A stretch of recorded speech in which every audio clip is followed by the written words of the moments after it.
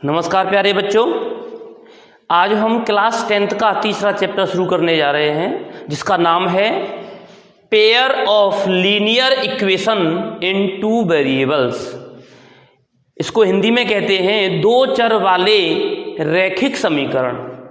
तो सबसे पहले हमें ये समझ में आना चाहिए कि लीनियर इक्वेशंस होते क्या हैं, जो रैखिक समीकरण होते हैं वो क्या होते हैं। तो आइए कुछ एग्जाम्पल की हेल्प से हम समझने का प्रयास करते हैं कि linear equations of two variables होते क्या हैं। सबसे पहला काम, एक ऐसा इक्वेशन जो ax plus B Y plus C equal to 0 की फॉर्म में होता है उसको हम लीनियर इक्वेशन कहते हैं। कहने का मीन्स ये है कि अगर मैं इसको केवल ax plus B Y plus C करके छोड़ दूं तो मैं इसको केवल एल्जेब्रिक एक्सप्रेशंस कह सकता हूं, बीजगणितीय व्यंजक। इस कंडीशन में ये इक्वेशन नहीं कहलाता। तो भाई ये इक्वेशन कब होता है? अगर हम इसके इक्वल लगा दें और 0 लिख दें, मतलब एक एल्जेब्रिक एक्सप्रेशंस में अगर कहीं भी साइन इक्वल का आ गया तो उस कंडीशन को हम इक्वेशन कहते हैं। इस कंडीशन में हम कह सकते हैं कि ये हमारी इक्वेशन कैसी है? लीनियर है। अब लीनियर क्या होती है? सबसे पहला पॉइंट तो ये है कि एक एल्जेब्रिक इक्वेशन जो आप बनाओगे उसमें दो वेरिएबल्स आएंगे। वेरिएबल समझते हैं आप, एक्स वाई जेड, जिनकी वैल्यू फिक्स नहीं रहती, जो बदलती रहती है। तो कहने का मतलब ये है कि अगर ऐसा इक्वेशन हो जिसकी वेरिएबल्स की पावर 1 हो, उस कंडीशन को हम लीनियर कहते हैं। और उस लीनियर वाली कंडीशन में इक्वल वाला साइन जुड़ गया तब वो कहलाता है लीनियर इक्वेशन। लेकिन यहां हमारा जो टॉपिक है वो क्या है? पेयर ऑफ, पेयर मीन्स होता है जोड़ा, pair of linear equation in two variables, कि दो रैखिक समीकरणों को लेकर चलना है और इसके बारे में हमें पूरे चैप्टर में जानकारी लेनी है।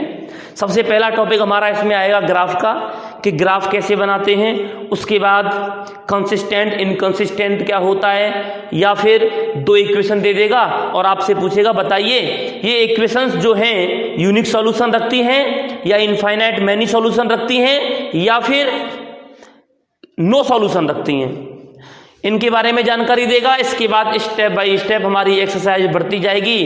दो लीनियर इक्वेशंस को वो सॉल्व करवाएगा एलिमिनेशन मेथड से, सब्स्टिट्यूशन मेथड से, क्रॉस मल्टीप्लिकेशन मेथड से और रिड्यूसिंग मेथड से। तो इन्हीं को बढ़ते हुए क्रम में हम करते जाएंगे। लेकिन फिलहाल के लिए आज का जो हमारा टॉपिक है वो है हमारा कि पहले हम ये जानकारी ले लें कि लीनियर इक्वेशंस क्या होती हैं, उसके बाद ग्राफ कैसे बनाया जाता है। तो आइए हम शुरुआत करते हैं लीनियर इक्वेशन से। ऐसा इक्वेशन या ऐसा एल्जेब्रिक एक्सप्रेशन जो प्लस माइनस डिवाइड मल्टीप्लाई वाले ऑपरेशन से जुड़कर बना हो और उसमें दो वेरिएबल्स लिए जाएं और उसके साथ साथ इक्वल लगा करके बनी कंडीशन को हम लीनियर इक्वेशंस कहते हैं। एग्जाम्पल के लिए मैं आपसे बोल दूं कि 2x plus 3y plus 5 equal to 0 and दूसरा इक्वेशन बना दूं 5x plus 6y plus 10 equal to 0। ये जो इक्वेशंस हैं हमारी एल्जेब्रिक तो है ही, लेकिन कैसी हैं? Linear equations. क्यों है? क्योंकि लीनियर का पॉइंट क्या है? लीनियर का सबसे पहला पॉइंट ये है कि उसमें जितने भी वेरिएबल्स दे रखे हैं उनकी पावर 1 होनी चाहिए। लेकिन हमारे चैप्टर का नाम है pair of linear equations of two variables, कि केवल लीनियर इक्वेशन में कितने वेरिएबल्स होने चाहिए? 2। तो हमने भी यहां कितने वेरिएबल्स लिए हैं? 2। एक है x और एक है y। क्या x और y की पावर 1 से ज्यादा तो नहीं है? हमने देखा x की पावर कुछ नहीं है तो क्या माना जाता है? 1 है। ऐसे यहां 1 है। मतलब कहने का यह है दी हुई इक्वेशंस में हमारे दो वेरिएबल्स हैं और उनकी अधिकतम पावर कितनी है? 1। तो दो वेरिएबल्स की अधिकतम पावर 1 हो और साथ ही उसमें लगा हो इक्वल, तो उस फॉर्म को हम कहते हैं लीनियर इक्वेशंस इन टू वेरिएबल्स। तो आइए सबसे पहले हम ग्राफ बनाते हैं कि लीनियर इक्वेशंस का ग्राफ किस तरीके से बनाया जाता है। तो समझते हैं। अगर मैं आपसे बोल दूं कि मेरे पास एक इक्वेशन है 2x + 4y + 3 = 0 और दूसरा इक्वेशन हो x + 2y और इसके साथ साथ यहां पर हो 6 = 0। मैंने ये दो इक्वेशन लिखे। अब मैं क्या करूंगा, इन दोनों इक्वेशंस का ग्राफ खींचूंगा, ड्रॉ द ग्राफ, कि ग्राफ किस तरीके से बनाया जाता है। तो समझते हैं पॉइंट टू पॉइंट। सबसे पहला काम, मैं ग्राफ बनाऊंगा पहली वाली इक्वेशन के लिए। अब ये ग्राफ कैसे बनाया जाएगा, आइए मैं लिख देता हूं, फॉर इक्वेशन फर्स्ट, या इक्वेशन फर्स्ट ना लिखे तो मैं लिख दूं फॉर 2x + 4y + 3 = 0। मैंने क्या किया, इक्वेशन फर्स्ट को ले लिया। फॉर इक्वेशन कौन सी ली, 2x + 4y + 3 = 0। अब क्या करना है, इसकी हेल्प से, या एक काम करते हैं, इसको थोड़ा छोटा कर लेते हैं, इक्वेशन बड़ी बन जाएगी। पहले मैं लिख देता हूं यहां पर x, या बोले तो 2x + y, 2x + y और +8 = 0। यहां पर x + 2y + 6 = 0। इस तरीके से मैंने छोटा कर लिया इक्वेशन को। तो आइए देखिए, 2x + y + 8 = 0। तो सबसे पहला काम क्या है, जो इक्वेशन आपने ली है उसको लेकर चलें और इस तरीके का सॉल्यूशन निकालें कि इक्वेशन में या तो x = कोई वैल्यू आए या y = कोई वैल्यू आए, जो आपको उचित लगे वो। मैं एक काम करता हूं, मैं यहां y को यहीं रख लेता हूं और इक्वल में दोनों को उधर ट्रांसफर करूंगा। तो ध्यान दीजिएगा, जो प्लस का 2x है ये अगर उधर गया तो किसका हो जाएगा, माइनस का। और ऐसे ही ये प्लस का 8 है, इधर आया तो किसका हो गया, माइनस का। अब कोई कहे साहब आपने y = ही क्यों लिया, तो ऐसा कोई जरूरी नहीं है कि y = ही लेके चला जाए। आप चाहें तो x = भी निकाल सकते हैं, लेकिन आप हमेशा वो काम कीजिएगा जिसमें आपको कैलकुलेशन कम करनी पड़े। अब देखिए, अगर मैं यहाँ y = नहीं लेता और निकालना चाहता है x = तो क्या करना पड़ता, पहले 2x को लिखना पड़ता, दोनों को ट्रांसफर करना पड़ता, पहला काम। दूसरा काम क्या, फिर 2 को भी इधर भगाना पड़ता। तो कितने कैलकुलेशन हो गई, 2, और यहां पर कितनी हुई, केवल 1। इसलिए पहला प्रयास ये करें कि कम से कम कैलकुलेशन में आपका काम हो जाए। अगर कंडीशन ऐसी है कि कैलकुलेशन हमेशा बड़ी बन रही है तो एक लास्ट स्टेज है, मन में आए जैसे कर लो। लेकिन फिलहाल का काम क्या है कि जिसमें कम काम करना पड़े उस काम को किया जाए। तो हमने देखा कि अगर y की वैल्यू निकालें तो केवल एक कैलकुलेशन करनी है कि 2x वाले स्टेप को और कांस्टेंट वाले स्टेप को केवल ट्रांसफर करना है।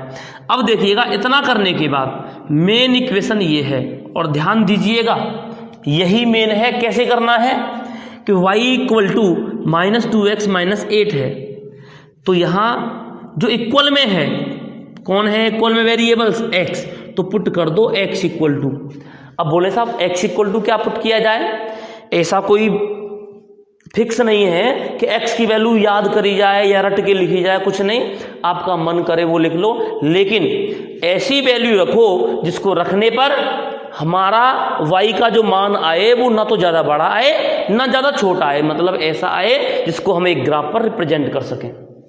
तो एक काम करते हैं, अगर मैं यहाँ x की वैल्यू 0 रख लूँ तो y की वैल्यू 8 हो जाएगी, चलेगा? तो रखते हैं, और जरूरी नहीं है 0 रखा जाए, 0 1 2 3 4 5 डॉट डॉट डॉट, ऐसे ही नेगेटिव ले लो, -1 -2 कुछ भी, लेकिन जिसमें कम काम करना पड़े वो काम कर लेते हैं। तो मैं एक काम करता हूं, पहले x = -1 ले लेता हूं, x = -1। अगर मैं इसमें x = -1 रखता हूं तो देखिएगा y equal to -2 into X, और x की जगह क्या रखना है -1, और ये क्या है -8। अब देखना क्या आया, माइनस माइनस प्लस, और इस तरीके से आ गया, मतलब y की वैल्यू कितनी आ गई -6। मतलब कहने का ये है, आप साथ की साथ ऐसा बॉक्स बना दीजिए, और एक लाइन का ग्राफ बनाने के लिए कम से कम 2 कोऑर्डिनेट पॉइंट तो होने चाहिए। तो हमने किया क्या, ये x रहा, ये y रहा, हमने क्या किया कि x इक्वल टू कितना रखा -1। जब हमने इसमें x इक्वल टू -1 रखा तो y इक्वल टू कितना आ गया -6। ऐसे ही अगेन दोबारा से पुट कर दो, क्या करोगे, x इक्वल टू -2 कर लो, चलेगा, जरूरी नहीं है कुछ भी कर लो, 1 2 3 4 कुछ भी। तो मैंने यहाँ -2 इसलिए रखा कि मेरा कैलकुलेशन जो होगा वो छोटा होगा इससे। जब x इक्वल टू रखोगे -2 तो y इक्वल टू क्या हो जाएगा, देखिए साहब -2 इंटू क्या है x, और x की वैल्यू है -2 -8। इसका मतलब माइनस माइनस प्लस हो गया, 2 2 जा 4 माइनस का 8, बोले तो y इक्वल टू आ गया, सॉरी ये प्लस का हो गया, तो 8 में से 4 माइनस करेंगे कितना बचेगा -4। मतलब कहने का ये हो गया कि जब हमने x इक्वल टू -2 रखा, जब हमने x इक्वल टू -2 रखा तो y इक्वल टू कितना आया साहब -4। इतनी बात समझ में आ गई। एक बार दोबारा से समझ लें, 2 इक्वेशन आपको दे रखी होंगी। सबसे पहले आपको फर्स्ट इक्वेशन को लेना है, और फर्स्ट इक्वेशन को लेने के बाद या तो आपको x की वैल्यू निकालनी है in terms of y, x की वैल्यू y के पदों में, या फिर y की वैल्यू निकालनी है x के पदों में। जरूरी नहीं कि y इक्वल टू ही निकाला जाए, आप चाहें तो x इक्वल टू भी निकाल सकते हैं, लेकिन मेरा मानना तो यह है ऐसा काम किया जाए जिसमें कैलकुलेशन कम हो। और मेरे हिसाब से यहां पर y की वैल्यू मैंने निकाली, कैलकुलेशन कम थी। तो y इक्वल टू निकालने के बाद इक्वल में जो वेरिएबल्स आता है उसकी वैल्यू ऐसी रखी जाए जिसको रखने पर, जैसे मान लो यहां पर मैंने इक्वल में x लाया, मैं इक्वल में क्या लेके आया x, तो मेरा लक्ष्य क्या है कि मैं x की ऐसी छोटी से छोटी वैल्यू रखूं जिसको मैं ग्राफ पर भी रिप्रेजेंट कर सकूं, और रखने पर y की जो वैल्यू आए वो भी ऐसी आए जो छोटी हो और ग्राफ पर आसानी से रिप्रेजेंट की जा सके। तो मैंने क्या किया, मैं अगर चाहता तो यहां x की वैल्यू 0 रख सकता था, 1 रख सकता था, 2 रख सकता था, डॉट डॉट डॉट कुछ भी रख सकता था, लेकिन मैंने यहां x इक्वल टू -1 रखना उचित समझा। जरूरी नहीं कि आप x इक्वल टू -1 रखें, आप 2 रख सकते हैं, 4 रख सकते हैं, कोई फर्क नहीं पड़ता।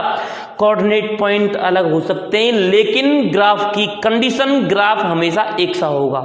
अगर मेरी लाइन ग्राफ पर ऐसी सीधी जाएगी तो आपकी भी बिल्कुल ऐसे ही सीधी जाएगी, अगर मेरी लाइन ऐसे जा रही है तो आपकी भी ऐसे ही जाएगी। मतलब कहने का यह है ग्राफ पर कोई फर्क नहीं पड़ता, बस केवल कोऑर्डिनेट पॉइंट अलग अलग हो जाते हैं। और हर किसी व्यक्ति के द्वारा किए गए सॉल्यूशन में कोऑर्डिनेट पॉइंट अगर अलग अलग हैं तो अलग अलग कोऑर्डिनेट पॉइंट होने से हमारा सॉल्यूशन गलत नहीं होता। तो इसलिए मैंने यहां x इक्वल टू -1 रखा। जब -1 रखा x इक्वल टू, तो y इक्वल टू -6 मिला। जैसे रखा और जैसे ही मिला मैंने तुरंत उसको डिब्बे में रख दिया कि x की वैल्यू मैंने -1 रखी तो y मुझे -6 मिला। ऐसे ही फिर दोबारा से x की वैल्यू कुछ रख लो, मैंने -2 रखी तो y की वैल्यू क्या मिली -4। अब देखिएगा जब इतना हमें मिल गया तो इसके बाद में हमारे पास दूसरा इक्वेशन भी है, तो करें क्या, तो एक काम करते हैं, पहले इसका भी हम सॉल्यूशन कर लेते हैं। आइए, तो यहां मैं क्या करूंगा, इसको हटा दूंगा और काम का हमारा क्या है ये, इसके बाद क्या करना है, फिर हम लिखेंगे फॉर इक्वेशन कौन सी, x + 2y + 6 = 0। मैंने सेकेंड इक्वेशन को ले लिया। अब सेकेंड में वही काम, या तो x इक्वल टू निकाला जाए या फिर निकाला जाए y इक्वल टू। आपको क्या उचित लगता है वो करें, मुझे जो उचित लग रहा है मैं वो कर रहा हूं। तो x इक्वल टू अगर मैं निकालता हूं तो ये उधर जाएगा, तो ये हो गया -2y और ये हो गया -6। अब फिर वही बात, मैंने x इक्वल टू निकाला है तो इक्वल में कौन सा वेरिएबल्स है, y, तो वैल्यू किसकी रखनी है, y की। क्या करेंगे कि y की ऐसी वैल्यू रखी जाए जिसको रखने पर रिजल्ट छोटा आए। तो देखिएगा अगर मैं यहाँ पॉजिटिव वैल्यू रखूँगा तो ये नेगेटिव और ये नेगेटिव बढ़ेगी, बड़ी होगी, तो क्यों ना इसको नेगेटिव रखा जाए, तो छोटी होगी। तो एक काम करते हैं, मैं पुट करता हूँ सबसे पहले x इक्वल टू 0 रख लो। जब मैं 0 रखूँ तो y इक्वल टू 0 रखना है, तो x इक्वल टू क्या मिलेगा, देखो -2 इंटू 0 और -6 बोले तो ये तो 0 हो गया, केवल क्या बचा -6। मैंने यहाँ पर क्या किया, दूसरा ग्राफ भी बना लिया। दूसरा ग्राफ के लिए मैंने ये कॉलम बना लिए, इसमें मैंने लिखा ये x है और ये y है। अब क्या करना है कि x की वैल्यू मैंने रखी कितनी, y की वैल्यू कितनी रखी, 0। तो मुझे कौन मिला, x कितना मिला, -6। एक काम पूरा हो गया। अब दूसरा अगेन फिर मुझे पुट करना है क्या, y इक्वल टू क्या रख लें, -2 रख लो, सब -1 रख लो, +1 रख लो, +2 रख लो, कुछ भी रख लो। मैंने रखा -2, तो मुझे x इक्वल टू क्या मिलेगा कि -2 इंटू -2 बोले तो -+4 और -6 इक्वल टू आ गया -2। मतलब कहने का हो गया, मैंने y को रखा 0, सॉरी क्या रखा मैंने, y को रखा है -2, तो मुझे x क्या मिल गया, -2। इस तरीके से हमने दोनों इक्वेशंस को सॉल्व करके दोनों के कोऑर्डिनेट पॉइंट निकाल लिए। आइए अब हम ग्राफ बनाते हैं कि इन कोऑर्डिनेट पॉइंट्स की हेल्प से ग्राफ कैसे बनाया जाता है। मैंने बताया था कि एक ग्राफ बनाने के लिए कम से कम 2 कोऑर्डिनेट पॉइंट होने चाहिए, हमारे पास हैं 1 और ये 2। तो आइए इसको कैसे करते हैं।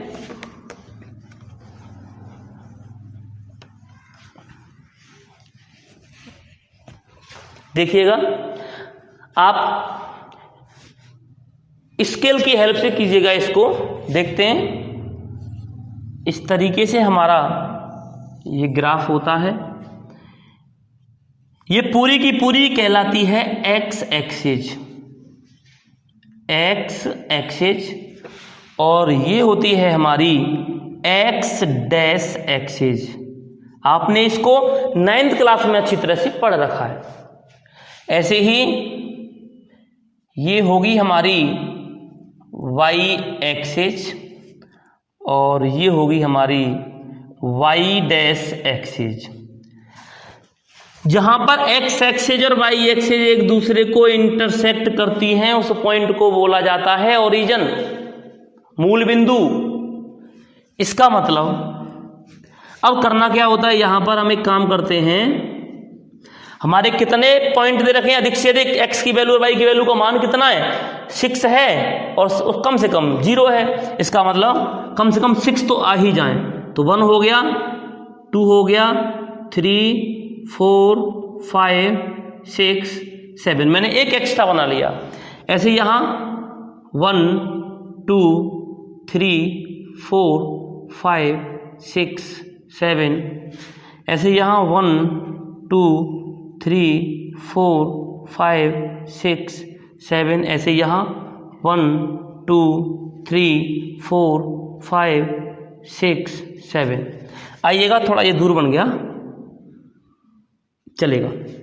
अब देखिएगा, अगर मैं पहले वाले के लिए बात करूं तो x और y, हमेशा ध्यान रखना, ये पहली वाली इक्वेशन के लिए है तो क्या है, ये -1 है x का मान और -6 है किसका, इसका। मैं इसको नाम a दे लेता हूं, दूसरे वाले पॉइंट को b दे लेता हूं, वो क्या है -2 और -4। आपने पढ़ा था पहला जो कोऑर्डिनेट, पहला जो हमारा जो कोऑर्डिनेट होता है वो किसका होता है, x एक्सिस का, दूसरा होता है y एक्सिस का। समझ रहे हैं ना। तो पहला पॉइंट किस पर आएगा, x एक्सिस पर, दूसरा किस पर आएगा, y एक्सिस पर। तो देखिएगा, इसको हम एब्सिसा, इसको हम ऑर्डिनेट बोलते थे। तो समझते हैं, सबसे पहले कहां चलते हैं, x एक्सिस पर। उसने क्या कहा कि x एक्सिस पर पहले आपको कितना चलना है, -1। और ध्यान दें, ओरिजिन से अगर मैं राइट हैंड पर चलता हूं x एक्सिस पर तो पॉजिटिव, और लेफ्ट पर चलता हूं तो नेगेटिव। मुझे किधर जाना है, नेगेटिव। तो नेगेटिव कहाँ है, ये समझ रहे हैं ना। मैं यहाँ लिख दूं, भले ही ये 1 है, ये 2 है, ये 3 है, लेकिन ये यहाँ लिखने से थोड़ा ऑड लगेगा, आप समझ लीजिएगा। पॉजिटिव इधर, नेगेटिव इधर, ऐसे ही पॉजिटिव ऊपर, नेगेटिव नीचे, एक्स एक्सिस पर अगर आपको पॉजिटिव जाना है तो इधर जाएंगे, नेगेटिव जाना है तो इधर जाएंगे। और ऐसे ही वाई एक्सिस पर अगर नेगेटिव जाना है तो नीचे और वाई और पॉजिटिव जाना है तो ऊपर। कहने का मतलब हो गया जिधर एक्स एक्सिस है उधर है पॉजिटिव, जिधर एक्स डैश है उधर है नेगेटिव। ऐसे ही वाई पर वाई है पॉजिटिव, वाई डैश है नेगेटिव। तो हमें एक्स पर कितना चलना है -1। तो बोले साहब -1 इधर होगा कि इधर, हमने देखा इधर, तो -1 कहाँ? देखो हमारा ये थोड़ा डिस्टेंस इक्वल नहीं है क्योंकि मैंने अपने हाथ से बनाया है ये, लेकिन वहाँ आपके लिए ग्राफ मिलेगा। अगर ग्राफ नहीं है तो आप स्केल की हेल्प से यहाँ पर बीच की डिस्टेंस जो लेंगे वो इक्वल लेके चलेंगे। मेरा यहाँ इक्वल नहीं दिख रहा, अलग अलग है, तो ये ना मान के चलें कि मैंने जैसे बनाया वैसे आप बनाएं। तो क्या है, एक्स की वैल्यू कितनी है -1, तो -1 कहाँ आ रहा है? यहाँ। ठीक है, हमने यहाँ अपना इंडिकेट कर लिया। और फिर क्या करना है, वाई पर किधर चलना है? -6। वाई पर भी कहाँ जाना है? नेगेटिव की ओर। तो कहाँ चलेंगे? नीचे। तो वाई पर 6 गिनो, 1 2 3 4 5 6। देखिएगा x का -1 वाई का -6 कहाँ मिल रहा है? लगभग देखना जरा, यहाँ। मैंने यहाँ ऐसे कर लिया, समझ में आ रहा है? मैंने यहाँ पर लिखा a और a की जो पॉइंट आए वो क्या आए? -1, -6। फिर उसके बाद x पर कितना चलना है? -2। तो -2 किधर है? ये। और y पर कितना है? -4। 1 2 3 4। इन दोनों का अगर मिलान करें तो कहाँ आ गए हम? यहाँ। थोड़ा ये इधर था, इधर, और ये कहाँ है? इधर। ये कौन आ गया? b। कोऑर्डिनेट क्या है? -2 और -4। अब देखिएगा इसका अगर ग्राफ बनाओगे तो पॉइंट टू पॉइंट स्केल लेकर के सीधा खींच दो। जब खींचोगे आप तो कुछ ऐसे जाएगा, ऐसे, मतलब इन पॉइंट से होकर के एक सीधी लाइन जाएगी, ऐसे सीधी। ठीक है, तो ये किसका लाइन, किसकी लाइन हो गई? पहले वाले की। तो पहला वाला इक्वेशन मैंने मिटा दिया है, आप पहले वाले इक्वेशन को यहां लिख दीजिएगा। अब आते हैं दूसरे पर। तो दूसरे का पॉइंट क्या है? दूसरे को मान लेते हैं C और D, या मान लेते हैं P और Q। तो क्या है? -6, 0। दूसरा क्या है? -2, -2। तो आइए x पर कितना चलना है? -6। 1 2 3 4 5 6। और y पर चलना ही नहीं है, तो मतलब कहाँ रहेंगे हम? यहीं 6 पर। 1 2 3 4 5 6। इसके बाद दूसरा क्या है? ये कौन सा पॉइंट हो गया हमारा? P। क्या पॉइंट है इसके? -6, 0। अब आते हैं Q पर कि x पर भी -2 और y पर भी -2। तो x -2 कहाँ है? यहाँ पे। y -2 कहाँ है? यहाँ पे। इसका मतलब इन दोनों का कॉम्बिनेशन कहाँ मिल रहा है? यहाँ पे। कौन है ये? Q। क्या है? -2, -2। मैंने क्या किया? इन दोनों पॉइंट्स को ऐसे मिला दिया। तो ये यहाँ पर लिख दीजिएगा आप इस वाली इक्वेशन को जो मैंने मिटा दी है। तो इस तरीके से हमारा ग्राफ बना। अब देखिएगा, इतना समझने के बाद जब हमारा ये ग्राफ बन जाए तो अगला जो टॉपिक आने वाला है एक्सरसाइज में वो क्या है कि आपको 2 इक्वेशन दे देगा और 2 इक्वेशन दे करके 2 तरीके का सॉल्यूशन पूछेगा। या तो पूछेगा एल्जेब्रिकली बताओ या पूछेगा ग्राफिकली बताओ। अब एल्जेब्रिकली और ग्राफिकली क्या होता है ये समझ लीजिए। जैसे मैंने इन दोनों इक्वेशंस को सॉल्व किया और सॉल्व करने पर मैंने देखा कि ये लाइन क्या कर रही है? एक दूसरे को इंटरसेक्ट कहाँ कर रही है? यहाँ पर। तो इंटरसेक्ट जब 2 लाइन इंटरसेक्ट करती हों तब हम उस कंडीशन को क्या कहते हैं? या फिर अगर मैं इक्वेशन बनाता और वो लाइन हमारी कैसी आती, इक्वेशन देता और ग्राफ बनाता और अगर वो लाइन ऐसी जाती तो ये कैसी होती हैं? पैरेलल। तो जब 2 लाइन पैरेलल होती हैं तब उसको हम एल्जेब्रिकली क्या कहते हैं? ये पूछा जाएगा। इसके बाद एक ऐसा होगा कि दोनों इक्वेशन को सॉल्व किया और उसकी केवल एक ही लाइन जा रही है कि पहली लाइन के पॉइंट भी इसी पॉइंट पर लाइन पर आ रहे हैं, दूसरी वाली के भी इसी पर आ रहे हैं। इसको क्या कहते हैं? तो इनके बारे में जानकारी हम अगली वीडियो में लेंगे। फिलहाल के लिए आप इस क्वेश्चन के बेस पर आपकी एनसीईआरटी का जो हमारी पहली एक्सरसाइज है उसको कीजिएगा। उसमें से एक आध क्वेश्चन मैं अभी कराऊंगा, उसके बाद फिर आप कुछ करने का प्रयास कीजिएगा। बहुत अच्छी तरह समझ में आएगा। ये हमारा अक्सर 3 नंबर में पूछा जाता है। तो आइए पहले इसको अच्छी तरह से नोट कर लीजिए।